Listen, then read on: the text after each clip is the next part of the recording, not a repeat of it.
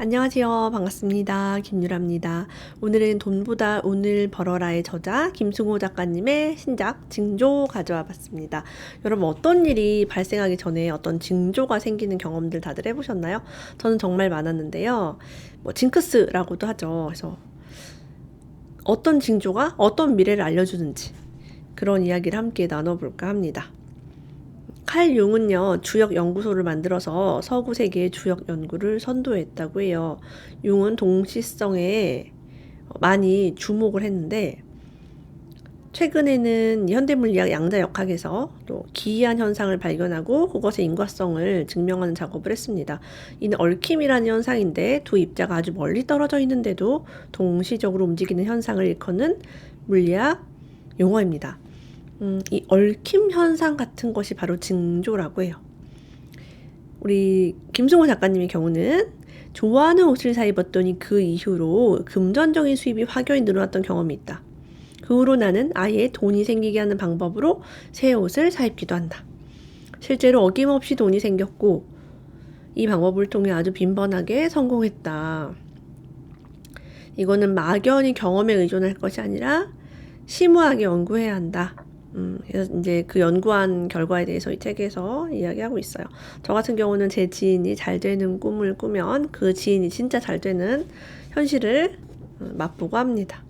누군가 제 꿈에 나오면 제 기분이 굉장히 좋죠. 아, 저 사람 또 잘 되겠구나.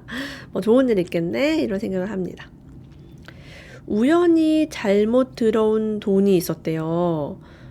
무엇인지 궁금했는데 진짜로 나에게 돈이 들어오다니 남의 돈이라도 나에게 들어왔다가 나가면 이는 좋은 징조라고 합니다. 예를 들면 누가 내 통장에 모르고 돈을 넣었어요. 그래도 다시 돌려줘야 되죠. 그럼 반환을 해야 되는데 그래도 그런 것은 좋은 징조라고 합니다. 징조란 원래 희귀하게 일어나는 법이다. 우연히 여러 번 겹친다거나 아주 기이한 사건들은 되게 징조다. 이상하게 누가 내 통장에 돈을 넣는다. 누가 막 돈을 흘려서 내가 주웠다. 이런 것들이 좋은 징조죠. 나는 매우 부지런한 편이지만 하늘이 주는 선물은 아주 좋아한다. 이게 뭐예요? 운 좋게 되는 것을 좋아한다라는 얘기죠. 이렇게 이런 경험을 하늘이 주는 선물을 경험하고 나서 어떤 징조를 얻고 나서 이후의 인생은 잘 될 것이라는 직감이 몸에 가득 차는 것을 느꼈다. 행운의 느낌은 편안하고 강렬했다. 우리 삶에서 이렇게 럭키한 일들이 벌어지면 앞으로 내가 잘 되겠구나 이런 생각을 갖게 됩니다. 한번 우리 따라해 볼까요? 나는 계속 운이 좋아질 것이다. 이런 느낌을 가질 수 있죠. 저도 당첨이 정말 많이 되는 사람이었는데요. 아기 유모차, 아기 침대, 아기 체온계 등등 임신 육아 교실을 가거나 아니면 온라인에서 제가 원하는 것이 있으면 굉장히 당첨이 많이 됐던 그런 경험이 있고 그런 경험들이 나는 이제부터 운이 좋구나 라는 그런 강렬한 느낌을 갖게 했습니다. 우리의 영혼은 짐짓 미래를 육감하고 기분을 느끼는 수가 있다. 나는 살면서 그런 때를 종종 겪었다. 물론 미래가 구체적으로 나타나 보이는 것은 아니다. 하지만 미래의 일을 기분으로 먼저 느낄 수는 있다. 무한한 세계를 바라보는 영혼은 그것을 자신의 뇌에 투사한다. 이때 뇌는 정확히 몰라도 기분을 느낀다. 자, 미래에 일어날 일이 좋은 것이라는 느낌을 갖습니다. 우리가 핵심이 뭐예요? 기분 좋게 살고 기분 좋은 상상을 하는 거, 이게 굉장히 중요하죠. 이거 되게 잘 될 것 같아. 그럼 당연히 잘 되겠고. 이거 잘 안 될 것 같은데? 그럼 잘 안 되는. 우리는 미래를 알고 있다는 거죠. 치아를 이렇게 고친 분이 계셨대요. 어떤 분이. 이제 이가 안 좋았는데, 이제 이를 싹 고치고 나니까 너무 편안했대요. 신체 개조. 이런 걸 이제 수십 년 만에 이가 임플란트 같은 거 할 수도 있고 충치도 치료할 수 있고 싹 고쳐지면 가족들이 평안하고 집안의 다른 일도 잘 풀린다고 합니다. 치아는 단순히 음식만 씹는 데 쓰는 것이 아니다. 운명까지 바꿔놓는 막강한 힘이 있다. 저는 제가 라이브 방송 때 몇 번 얘기한 적이 있는데 첫째 아이를 낳고 갑자기 여기에 덧니가 이렇게 막 나왔어요. 잇몸에서 덧니가 나와서 병원에 갔더니 이제 뽑을 수가 없고 교정을 해야 된다라고 해서 다른 일을 뽑고 그 덧일을 내리는 교정을 했는데요. 제가 교정을 끝나갈 무렵쯤에 방송을 시작했습니다. 그래서 저는 뭐 애기 셋인 아줌마가 뭐 이렇게 이가 갑자기 나고 그러지? 교정은 내가 해서 뭐해? 뭐 내가 얼굴 누구 보여줄 것도 아니고 그런 생각을 했는데 놀랍게도 치아 교정을 마치고 나서 제 운명이 되게 많이 바뀌었다. 그런 신기한 경험담이 또 생각이 나네요. 좋은 옷, 자신에게 잘 어울리는 옷을 종종 사러 다녔대요. 이것은 좋은 운을 부르는 바람직한 행동이라고 합니다. 이는 돈을 많이 쓴다고 되는 일이 아니다. 드물게나마 잘 맞는 옷을 발견하고 좋아했다. 그때마다 일이 잘 풀려나갔다. 이라는 사람, 이니셜로 표현했는데 옷을 통해서 징조를 이제 발견하게 된 거죠. 선물은 즐거움이고 사랑이다. 이런 일이 자주 생기면 근처에 이미 애인이 서성인다는 뜻이다. 이 책에서 사랑에 대해서 이렇게 다루고 있습니다. 선물은 누구한테 받았든 상관없다. 특이성만 갖추면 되는 것이다. 내 친구가 인색한 사람인데 특이하게 난 선물을 주면은 좋은 징조래요. 여러 차례 선물을 받는다면 이는 태풍 전야와 같다고 보면 된다. 근처에 애인이 서성이고 있다는 뜻이다. 내가 막 사랑을 받는다는 증거죠. 여성이 선물을 받으면 애인이 머지않아 생길 거라고 합니다. 도로가 새 단장을 하게 되면 누군가는 징조의 덕을 보게 되어 있다. 그리고 이사할 곳을 알아볼 때도 가급적이면 도로가 반듯하고 깨끗한 동네를 선택해야 한다.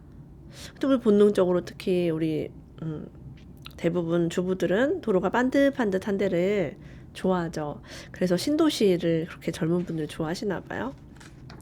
스티븐 호킹 박사는 블랙홀 연구를 할 때 우주에서 어떤 정보도 소실되지 않는다는 것을 결과로 밝혀냈고, 이는 우주에 있던 모든 역사가 보존된다는 뜻이라고 해요. 더 쉬운 말로 하면 과거는 없어지지 않는다. 우리의 과거가 소멸되지 않는다. 모든 것은 우주에 기록된다. 미래를 본다는 것은 미래의 스토리를 만든다는 것이고, 그것이 아주 그럴듯하면 그는 미래를 본 것이다. 자, 내가 미래의 스토리를 만들어서 그것이 아주 그럴듯하면 나는 미래를 본 것이래요. 그가 본 미래는 반드시 오게 되어 있다. 왜냐? 보면 있는 것이니까. 나 진짜 여기서 너무 감동했어. 보면 있는 것이래요. 이것은 우주 최고의 진리다. 미래의 부자가 되고 싶다면 먼저 최대한 구체적으로 상상을 해서 그럴듯한 소설을 준비해라. 여러분 부동산을 보고 싶으면 부동산을 가서 보면 됩니다. 다이아몬드 갖고 싶으면 다이아몬드를 계속 보시면 되죠. 영혼은 공간을 차지하지 않는다. 영혼은 공간에 있지 않다. 영혼은 초월적인 존재다. 상대성 원리의 지배를 받지 않고 이는 속도가 무한대라는 뜻이다. 빛의 속도보다 빠른 것이 우리 영혼의 특성입니다. 타인을 이롭게 하는 존재는 보호받는다. 착한 일이란 남을 도와주는 일인다. 이는 당신이 타인 혹은 인류를 위해 무슨 일을 했는가를 묻는 것과 같은 질문이다. 남을 해치지 않고 나를 위해 열심히 살아온 거는 타인을 이롭게 한 일이 아니라고 해요. 그래서 남을 도와주는 일들, 동물을 돕고,